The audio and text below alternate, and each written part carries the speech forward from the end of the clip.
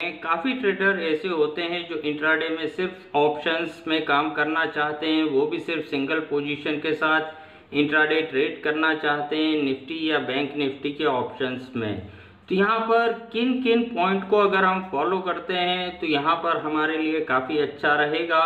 यहाँ पर 7 ऐसे इम्पोर्टेंट पॉइंट होते हैं जिनको हम अगर फॉलो करते हैं तो डेफिनेटली रिजल्ट काफ़ी अच्छे देखने को मिलते हैं। तो सबसे पहला पॉइंट होता है कि भाई इंट्राडे ट्रेड हम करना चाहते हैं तो इंट्राडे का मतलब ही होता है सेम डे में पोजीशन का क्रिएट होना और सेम डे में पोजीशन का स्क्वायर अप होना। एक भी सिंगल लॉट हमारे साथ कैरी फॉरवर्ड नहीं होना चाहिए। हमने पोजीशन सेम डे में क्रिएट करी तो उसे हम बाजार बंद होने से पहले स्क्वायर अप भी करेंगे।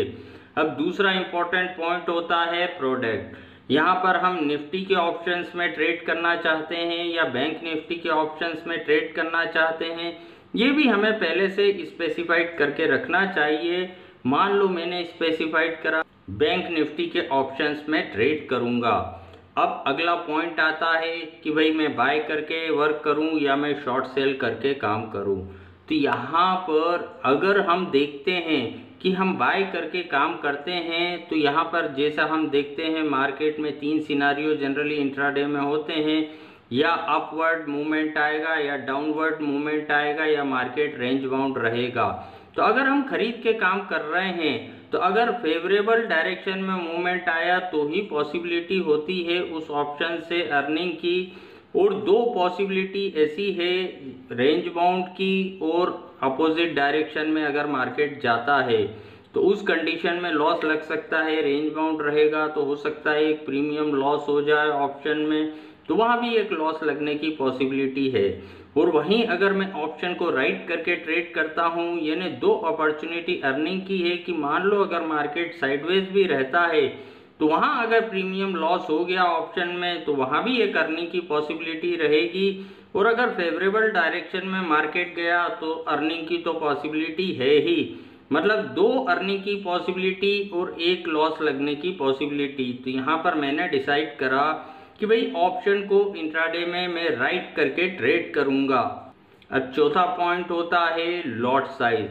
यहाँ पर हमें अपने लॉट साइज को पहले से स्पेसिफाइड करके रखना चाहिए होल मंथ के लिए, पूरे 1 महीने के लिए।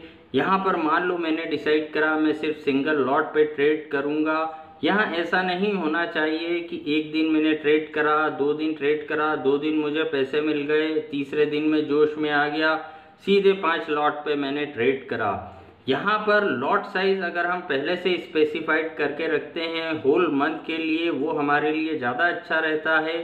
अब 5वां इम्पोर्टेंट पॉइंट आता है स्ट्राइक प्राइस। यहाँ पर ऑप्शन को मैं राइट करके ट्रेड करना चाहता हूँ तो कौन से स्ट्राइक प्राइस के ऑप्शन को मैं यहाँ सेलेक्ट करूँ। तो यहाँ पर नियरेस्ट OTM ऑप्शंस जो होते हैं वो ज़्यादा बेटर होते हैं, क्योंकि अगर मार्केट रेंज बाउंड रहता है तो जो नियरेस्ट OTM ऑप्शंस रहते हैं उनमें एक प्रीमियम लॉस की पॉसिबिलिटी भी ज़्यादा रहती है। तो यहाँ पर जो भी नियरेस्ट OTM ऑप्शंस हैं, चाहे कॉल ऑप्शन हो चाहे पुट ऑप्शन हो, उसको हम स्पेसिफाइड पहले से करके रखते हैं। तो जब भी हम काम करेंगे तो हमें ये प्रॉब्लम नहीं आता कि भाई कौन से स्ट्राइक प्राइस के ऑप्शन को मुझे शॉर्ट करना है। यहाँ मैंने पहले से स्पेसिफाइड कर रखा है कि भाई नियरेस्ट OTM ऑप्शन जो भी रहेगा उसे मैं राइट करके ट्रेड करूँगा। अब 6वां इम्पोर्टेंट पॉइंट आता है प्रिडिक्शन। यहाँ पर जैसा कि हम जानते हैं प्रिडिक्शन करने के भी काफ़ी सारे अलग अलग तरीके होते हैं, टेक्निकल तरीका होता है और भी 50 तरीके से लोग इस मार्केट का प्रिडिक्शन करते हैं। लेकिन हमें यहाँ पर हमारे प्रिडिक्शन के टूल को पहले से स्पेसिफाइड करके रखना चाहिए, ना कि हर ट्रेड के साथ हमारे टूल को हमें चेंज करना चाहिए। अगर हम हर ट्रेड के साथ हमारे टूल को चेंज करते हैं तो प्रॉब्लम ये आती है कि किसी भी टूल की हम एग्जैक्ट एक्यूरेसी कभी ज़िंदगी में निकाल ही नहीं पाएंगे कि भाई वो कितने % एक्यूरेसी देता है। तो अगर यहाँ पर जो भी टूल हम फाइनल करें उसकी एक बार एक्यूरेसी पहले से चेक करके रखें कि भाई मोर देन 50% एटलीस्ट उसे एक्यूरेसी देना चाहिए इस मार्केट में। तो प्रिडिक्शन के टूल को भी पहले से स्पेसिफाइड करें, ना हर ट्रेड के साथ हम हमारे प्रिडिक्शन को टूल को चेंज करें। अब लास्ट सबसे इम्पोर्टेंट पॉइंट आता है, वो होता है हमारा रिस्क रिवार्ड। यहाँ पर हमें प्री डिसाइडेड रिस्क और प्री डिसाइडेड रिवार्ड पे अगर हम ट्रेड करते हैं वो काफ़ी हमारे लिए बेनिफिशियल होता है। उससे रिलेटेड डीप वीडियो मैंने पास्ट में भी अपलोड करे थे, तो अगर आप चाहें तो उस वीडियो को देख सकते हैं। Pre decided risk, pre decided reward पे अगर हम यहाँ काम करते हैं वो सबसे अच्छा रहेगा। तो यहाँ पर रिस्क रिवार्ड रेशो भी पहले से हमें स्पेसिफाइड करके रखना चाहिए, और जो हमें मिनिमम रिस्क रिवार्ड रेशो पे वर्क करना चाहिए वो होता है 1:2। कम से कम 1:2 रिस्क रिवार्ड रेशो को हमें फॉलो करना चाहिए। उसका कारण ये है कि अगर हमारा प्रिडिक्शन का टूल 50% की भी एक्यूरेसी लाता है 1:2 रिस्क रिवार्ड रेशो के साथ, तो डेफिनेटली हमें हमारी कैपिटल यहाँ बढ़ते हुए दिखेगी।